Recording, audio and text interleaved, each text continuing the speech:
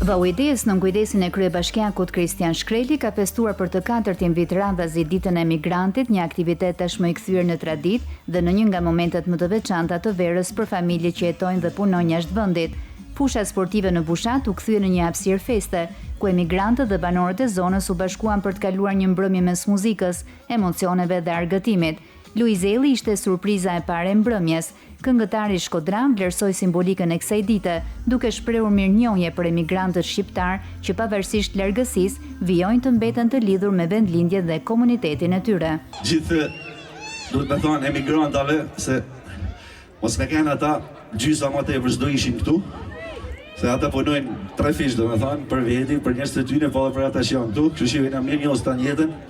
Zot ju bekoft, e di se sa vështirë është. Aurela Gaçe me AG Band performuan live për publikun deri në mesnatë, duke ofruar një mbrëmje të paharrueshme. Është hera e parë që ndodhem këtu dhe jam e nderuar dhe shumë emocionuar që ndodhem me zemrave tuaja.